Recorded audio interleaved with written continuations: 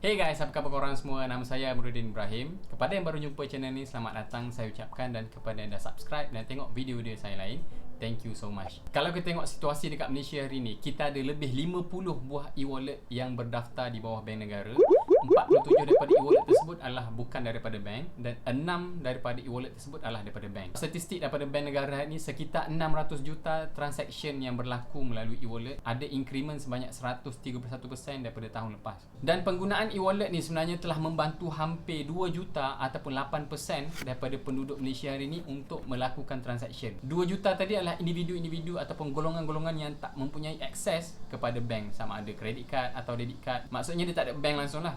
Jadi dengan ada e-wallet hari ni, kita boleh tengok untuk orang-orang yang macam unbank ataupun untuk orang-orang yang macam tak memiliki sebarang account bank ni, dia sebenarnya membantu mereka untuk melakukan transaction harian mereka lah. Jadi hari ni saya nak kongsikan 7 e-wallet terbaik mengikut kategori supaya korang boleh membuat pilihan yang terbaik atau korang boleh mendapat manfaat yang lagi lebih apabila korang menggunakan e-wallet pada hari ini. So tanpa melengahkan masa lagi, let's get started.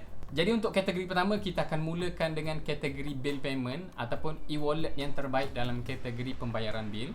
Dan yang pertama adalah Boost. Untuk siapa yang belum tahu, Boost ni adalah 100% milik syarikat Celcom.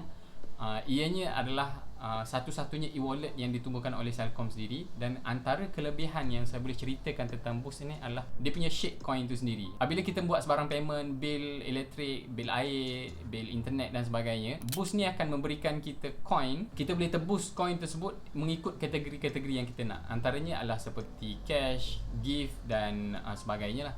Tapi antara komen yang saya boleh katakan adalah untuk Boost ni, kalau macam sebelum ni masa awal-awal Boost launch dia punya apps ni, penebusan tersebut macam tak ada hard limit. Let's say katakanlah saya tebus untuk cash punya kategori, katakanlah saya menebus banyak RM15. Jadi RM15 tu saya boleh pakai semula coin tersebut untuk saya buat pembayaran bil, beli barang-barang apa semua. Tapi untuk hari ini, mungkin disebabkan pengguna Boost ni pun dah ramai apa semua, jadi dia ada limitation untuk bila kita tebus coin tu, kita hanya boleh menggunakan mengikut kategori-kategori. Jadi maksudnya katakanlah RM15 tadi, dia hanya boleh guna untuk prepaid saja.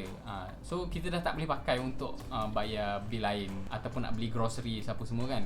So itu antara kekurangan yang saya nampak lah. Jadi basically konsep coin ni, lagi banyak kita belanja, lagi banyaklah coin yang kita dapat. Sometimes saya pernah dapat 2 atau 3 kali ganda coin daripada jumlah yang saya bayar tu. Dan disebabkan Boost ni yang bawah Celcom, sebenarnya dia banyak integration bil-bil yang kita boleh bayar, start daripada Unify, elektrik, air dan lain-lain lah. Dan selain daripada tu, bila makin ramai pengguna Boost ni, sebenarnya dia memberikan integration ataupun features yang lagi better. Kalau macam sekarang ni, dia dah ada macam bill payment tu kita dah boleh jadualkan ataupun kita dah boleh set awal-awal. Untuk bulan ni kita nak bayar 2, 3, 4 bil, dan benda tu boleh kita set secara automatik lah. Jadi untuk kategori kedua adalah untuk toll payment. Tak lain tak bukan adalah Touch 'n Go e-wallet.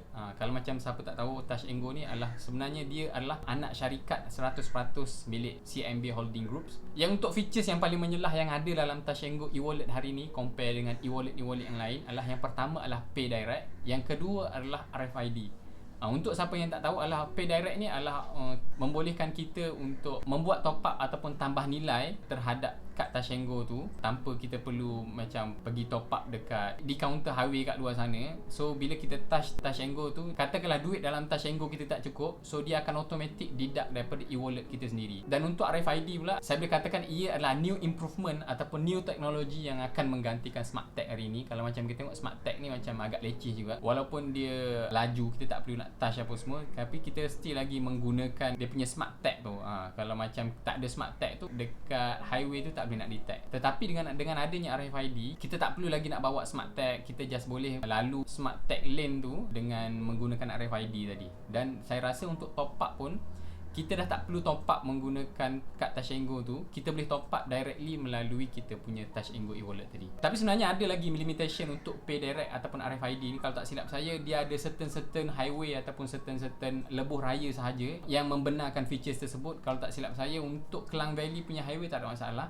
Tapi untuk plus highway dan juga LPT apa semua, so features tersebut tak lagi diintegrasikan secara sepenuhnya. Mungkin setahun atau 2 tahun akan datang, kita mengharapkan benda tu akan boleh diimplementkan kepada seluruh lebuh raya dekat Malaysia ni lah. Jadi untuk kategori seterusnya, untuk tracking expenses, tak lain tak bukan saya memilih MAE daripada Maybank.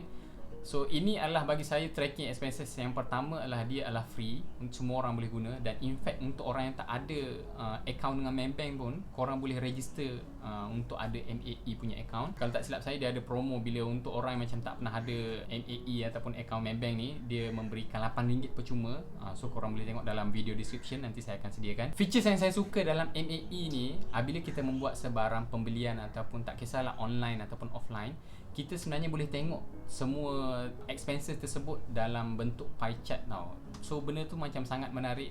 Let's say katakanlah korang nak trace balik pembelian-pembelian korang yang sebelum ni mungkin 2-3 bulan lepas. So benda tu korang boleh trace melalui MAE ni. Untuk UX dan juga UI dalam MAE ni, saya boleh cakap ia menarik dan juga user friendly. Untuk orang macam tak familiar ataupun macam tak begitu tech savvy, korang boleh familiar dengan butang-butang dan features yang ada dalam tu. Dan seterusnya adalah disebabkan MAE ni dia akan integratekan dengan kita punya Maybank account. So korang tak perlulah nak top up secara frequently. Kalau macam kita tengok e-wallet sebelum ni, kita kena top up. Let's say katakanlah unefficient balance lah, kita kena top up kan. Let's say katakanlah kita nak beli barang tak banyak pun, tapi sebab baki tak cukup kan, so kita kena top up daripada kita punya existing bank kepada e-wallet tu. Tapi dengan menggunakan MAE, dia memang linkkan dengan kita punya account Maybank. So tak ada isu untuk top up apa semua lah. As long as kita ada duit dalam account Maybank tadi, so kita tak payah risau. Dan seterusnya additional features yang ada dalam MAE ni, untuk orang-orang yang macam susah nak menabung, dia ada kita panggil force saving dalam tu.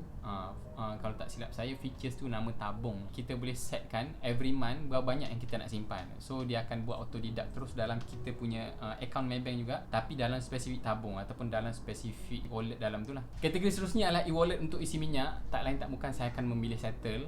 So kalau untuk orang yang belum tahu, Settle ni adalah apps milik Petronas sendiri.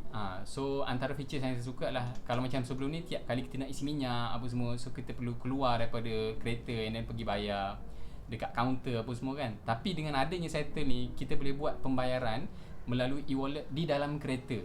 So once kita dah buat pembayaran dalam kereta apa semua, so kita boleh keluar daripada kereta dan terus isi minyak terus. So bagi saya benda tu macam wow gila. So dia macam jimat banyak sangat masa, especially macam kita cakap dalam waktu pandemik ni, kita kalau boleh kita nak mengurangkan kontak dengan orang ramai apa semua kan. Dan kedua adalah untuk Settle ni, sebenarnya kita boleh integratekan dengan orang-orang yang dah memiliki kad mesra fizikal tu. Kalau macam sebelum ni, tiap kali kita nak buat payment apa semua, kita akan attachkan dengan kad tu. So bila kita boleh attachkan ataupun kita boleh integratekan benda tu, whatever point yang ada dalam kita punya mesra kad tu, kita boleh transfer dalam kita punya e-wallet Settle tu. Settle punya apps ni, bila kita dah buat pembelian apa semua, kita dah dapat point juga. Dan point tu sebenarnya kita boleh tebus sama ada di kedai Petronas ataupun untuk kita isi minyak dekat Petronas. So bagi saya benda tu macam a better improvement daripada Boost tadi. Kalau macam Boost tadi dia ada limitation, so Settle ni dia dah buang limitation tadi. Dan untuk orang yang belum ada app Settle ni, saya ada sertakan referral code kat bawah, dan korang akan dapat RM10 percuma bila korang dah aktifkan korang punya account tu. Cumanya limitation yang saya boleh cakap tentang Settle ni, dia hanya terhad untuk Petronas sajalah. Kalau macam korang nak isi minyak dekat Shell ataupun korang isi minyak dekat Petron apa semua, so benda tu tak boleh pakai lah. So dia hanya limit untuk Petronas saja. Dan seterusnya adalah untuk delivery, tak lain tak bukan kita punya Grab e-wallet. Saya rasa dah ramai dalam kalangan kita dah ada Grab Pay ni ataupun Grab e-wallet Grab ni. Sebab sekarang ni kan macam musim pandemik, orang pun untuk orang yang macam tak sempat nak masak apa semua, so dia orang akan buat delivery je menggunakan GrabFood. Saya boleh katakan e-wallet Grab ni dia macam ekosistem Apple tu sendiri. Lagi banyak kita menggunakan servis dalam tu ataupun lagi banyak kita menggunakan perkhidmatan dalam tu, lagi banyak benefit dia. So kalau macam kita tengok, untuk orang yang menggunakan GrabFood dan juga Grab Taxi and Grab Delivery apa semua tu, kelebihannya adalah lagi banyak kita berbelanja menggunakan apps tu, menggunakan servis tu, so lagi banyak point yang kita dapat. Sometimes kita dapat promo code and then maybe certain discount. In fact kalau macam kita tengok, almost every day ataupun 2-3 hari sekali ada je promotion yang diberikan oleh Grab sendiri. Jadi untuk e-wallet Grab ni, kawan saya ada buat satu berbenang dekat Twitter dia berkenaan dengan macam mana dia maximiskan sehingga 8 kali ganda Grab point tadi menggunakan Maybank card. Korang boleh tengok dia punya berbenang lah. Saya ada sediakan link dalam video description dekat bawah. Seterusnya adalah untuk kategori travelling. Tak lain tak bukan, saya rasa untuk orang yang belum pernah dengar, kita ada BigPay. BigPay ni adalah e-wallet daripada AirAsia sendiri. Kita boleh cakap ia macam anak syarikat AirAsia macam tu lah. So antara kelebihan dia adalah untuk orang yang suka travel, Walaupun sekarang ni kita boleh katakan macam it is impossible untuk travel sebab COVID apa semua kan. So in future mana tahu bila COVID ni dah slow down, bila COVID ni dah tak ada apa semua, so kita boleh travel seperti dulu. So BigPay ni dia antara features yang disukai oleh traveller adalah pertama, dia mempunyai exchange rate yang sangat rendah. Kalau macam sebelum ni untuk kita buat tukaran wang mata asing, bila kita pergi ke luar negara, ianya biasanya agak mahal. Sebab apa? Sebab penggurup wang dekat sana tu mengenakan charge yang agak tinggi. Tapi dengan menggunakan exchange rate daripada yang ada dalam GrabPay ni, sebenarnya kita boleh jimat banyak. Sebab BigPay ni dia tak mengenakan sebarang charge. Bank fee yang dikenakan adalah 0% sahaja. Dengan BigPay ni, korang boleh tebus ataupun korang boleh request untuk memiliki kad fizikal. Kad fizikal tersebut kita boleh pakai dekat luar negara. Kad fizikal Visa ataupun Mastercard. Jadi tak perlulah duit korang tu korang bawa dalam bentuk fizikal. Instead of korang simpan je duit korang tu dalam e-wallet tersebut. Secara tak langsung kita macam bila kita pergi travel apa semua kan, kita kadang hilang duit tercicir lah ataupun kena pickpocket lah apa semua kan. So dengan ada e-wallet ni, jadi kita boleh kurangkan risiko-risiko tersebut. Dan let's say katakanlah belum travel sekalipun, untuk orang yang macam malas nak bawa telefon ataupun malas nak scan QR code ke apa semua, jadi dengan kita menebus kad fizikal tadi, so korang just boleh pakai kad macam biasa. Dia macam debit ataupun credit card. Cumanya tiap kali kita nak pakai, kita kena make sure dalam kad kita tu ada duit lah. Kalau korang tak ada duit kat situ, so korang tak boleh pakai lah. Macam saya cakap tadi, disebabkan BigPay ni dia adalah link dengan AirAsia, so tiap kali kita membuat purchase ataupun setiap kali kita membuat pembelian, kita akan dapat kita boleh cakap AirAsia Big Point yang korang boleh tebus dalam bentuk tiket ataupun dalam bentuk servis dekat airport apa semualah.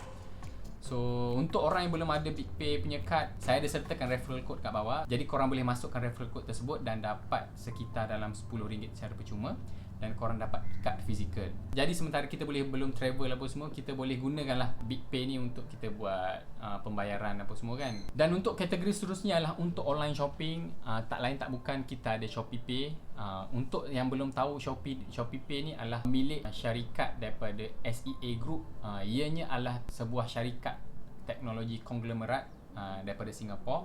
Kalau macam korang pernah dengar tentang Garena, developer yang membuat League of Legends. Dan seperti yang kita tahu dengan ShopeePay ni, kita boleh dapat point, kita boleh utilize pembelian dekat Shopee, dapat extra coin, dapat free delivery and what not kan. So untuk orang yang macam sentiasa membeli online shopping, so saya recommendkan untuk korang ada ShopeePay ni.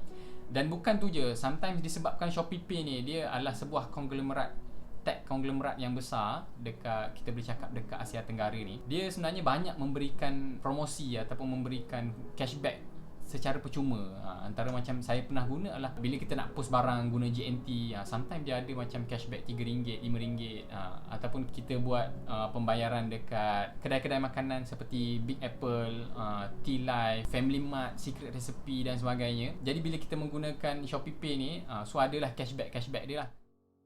Jadi kalau kita tengok ke semua e-wallet ni, dia sebenarnya dia cuba tackle ataupun dia cuba selesaikan market segment yang berbeza-beza.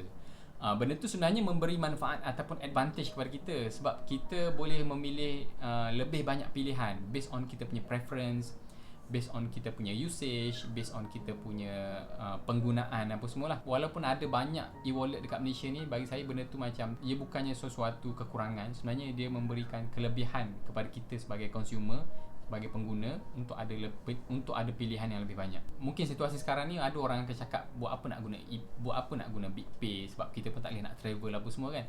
Tapi in future, insyaAllah bila kita dah boleh travel apa semua tu, benda tu akan jadi a very big advantage untuk orang yang macam dah kumpul siap-siap point tersebut dan mungkin dia dah redeem tiket apa semua kan.